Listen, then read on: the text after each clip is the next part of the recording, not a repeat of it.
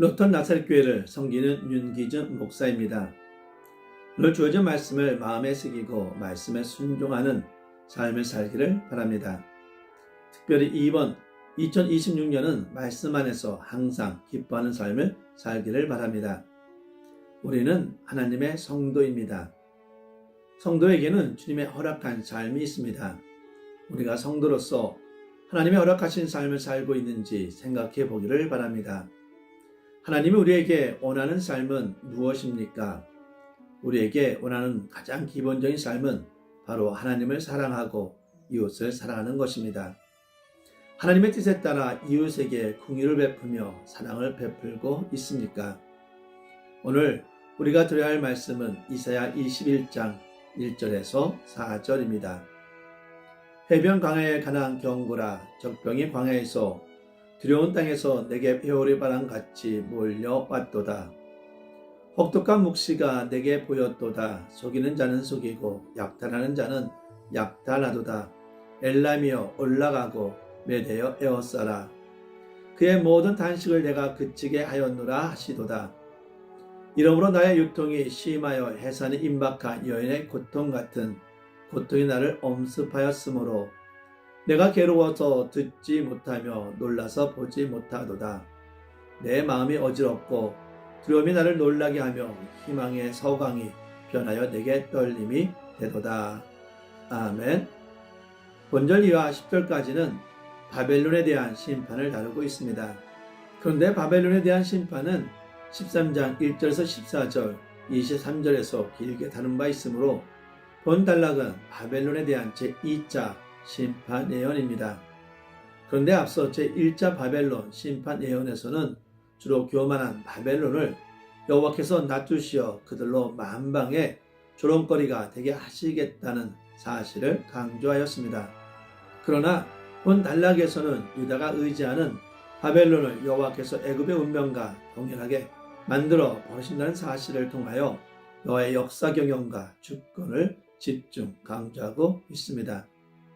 선지자 이사야는 유다가 여호와를 의지하지 않고 바벨론을 의지하는 것이 얼마나 어리석은 일인가를 본 예언을 통해 우회적으로 책망하고 그들을 다시금 여호와께로 되돌리고자 했던 것입니다. 하나님께서 이처럼 바벨론을 멸망시키시는 이유는 무엇입니까? 하나님은 우주 만물의 주권자로서 얼마든지 나라를 세우기도 하시고 망하게도 하실 수도 있습니다. 그것은 하나님의 주권에 속한 일입니다. 그러나 하나님께서는 아무런 이유도 없이 나라를 멸하시지는 않습니다. 하나님께서 나라를 멸하시는 데에는 분명한 이유가 있습니다. 따라서 하나님께서 바벨론을 멸하시는 데에도 그에 합당한 이유가 있습니다. 본절 하반절에 그 대표적인 이유가 기록되어 있습니다. 본절 하반절을 보면 그의 모든 탄식을 내가 그치게 하였노라 라고 하였습니다. 여기서 그는 바벨론의 포악으로 인하여 탄식하고 있던 유다를 비롯한 여러 민족을 말합니다.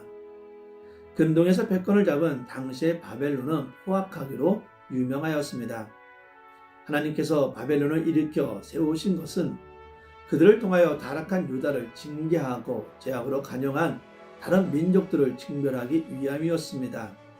그러므로 바벨론이 유다를 비롯하여 여러 나라들을 친 것은 일면 잘못이 아니라고도 할 수 있습니다. 그런데 문제는 그들의 행위가 도를 넘어섰다는 것입니다. 그들은 자기가 정복한 나라에 인정사정을 두지 않았습니다. 닥치는 대로 살육하고 약탈하고 사람들을 표로로 끌고 가 억압하였습니다. 그래서 바벨론에 지배하여 있던 나라 사람들의 입에서는 탄식 소리가 끊일 날이 없었던 것입니다. 이것은 하나님의 뜻이 아니었습니다. 바벨론은 하나님께서 그들에게 부여하신 권한의 도를 넘어 월권을 행사한 것이며 그 과정에서 많은 나라와 민족들을 탄식케 하며 깊은 절망의 자리에 떨어뜨렸습니다. 그러므로 하나님은 바벨론을 심판하심으로 그들의 탄식해한 자들의 탄식을 그치게 하시고 대신 바벨론으로 단식하게 하신 것입니다. 3절 말씀을 보면 이러므로 나의 유통이 심하여 해산이 임박한 여인의 고통과 같은 고통이 나를 엄습하였으므로 내가 괴로워서 듣지 못하며 놀라서 보지 못하도다 라고 하였습니다. 그러면 이사야는 왜 이러한 고통을 당하고 있는 것입니까? 그것은 계시록 바벨론에 대한 하나님의 심판이 너무 혹독하였기 때문입니다. 여러분, 바벨론이 어떤 나라입니까? 장차 유다를 멸망시킬 나라입니다. 즉 유다의 원수 나라인 것입니다. 그러므로 그런 나라에 대한 하나님의 심판의 한상을 보았다면 기뻐해야 정상일 것입니다. 그러나 이사야는 기뻐하기는커녕 도리어 해산하는 여인과 같은 고통을 느끼고 있는 것입니다. 이는 원수의 나라가 멸망하는 것을 보면서도 기뻐할 수 없을 정도로 바벨론에 대한 하나님의 심판이 참혹한 것임을 시사하는 것이라 할 수 있습니다. 그러나 더 중요한 이유가 있습니다. 그것은 바로 이사야가 이처럼 바벨론 사람들이 당하는 고난을 하나님의 계시 가운데 묵도하고 그로 인해 그들 각각의 사람들이 너무나 불쌍하고 안타깝게 생각되었기 때문입니다. 이사야가 바벨론에 임한 하나님의 혹독한 심판에 대한 환상만을 보고도 해산하는 것 같은 고통을 느꼈다면 실제 하나님의 심판의 대상이 된 바벨론이 느끼는 그 고통의 크기는 얼마나 크겠습니까? 그것은 도저히 표현할 수 없는 처절한 고통일 것입니다. 비록 이방인들 하에도 바벨론 사람들이 당하는 고통과 슬픔, 처절한 비극을 이사야는 공감하고 있었고 그것을 긍휼히 여기는 마음, 안타깝게 여기는 마음이 있었으며 그로 인하여 이처럼 아파한 것입니다. 우리가 살아가는 세상과 우리의 삶의 주변을 둘러봅시다. 여러 가지 고통스러운 삶의 문제를 안고 아픔 속에 신음하는 이들이 많이 있습니다.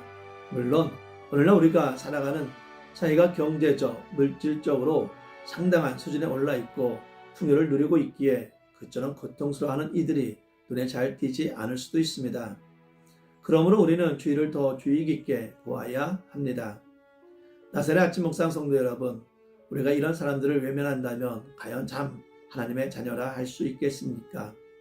이들의 고통과 슬픔, 절망스럽고 안타까운 상황을 보면서 무감각한다면 우리 심령에 성령께서 임재하신다고 장담할 수 있겠습니까? 결단코 그럴 수 없습니다. 왜 그렇습니까?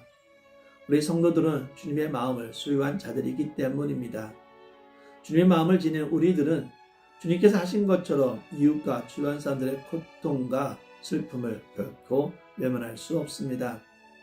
이 땅에 계실 때 주님께서 가난한 자, 병든 자, 귀신 들린 자, 고통받는 자, 소외된 자들을 찾으시고 그들에게 다가가셔서 그들의 고통을 함께 나누시고 그들과 더불어 울며 웃으신 것처럼 우리도 그리해야 합니다. 필요하다면 주님께서 그러하신 것처럼 그들의 슬픔과 고통의 문제를 위해 희생을 감수할 수 있어야 합니다. 사랑하는 성도 여러분, 이처럼 이웃의 고통에 긍휼의 마음, 사랑의 마음을 품고 살아가기를 진심으로 바랍니다. 기도하겠습니다. 사랑과 은혜 하나님을 마음과 뜻과 정성을 다해 찬양합니다. 우리가 연약하여 잘못된 길을 갈 수 있지만 하나님의 은혜와 인도하심 속에서 지켜주심에 너무 감사드립니다. 우리가 가는 길이 세상의 길이 아닌 주님의 길이 되게 하여 주시고 특별히 주님의 뜻을 이루며 이웃을 사랑하고 섬기게 하여 주시옵소서.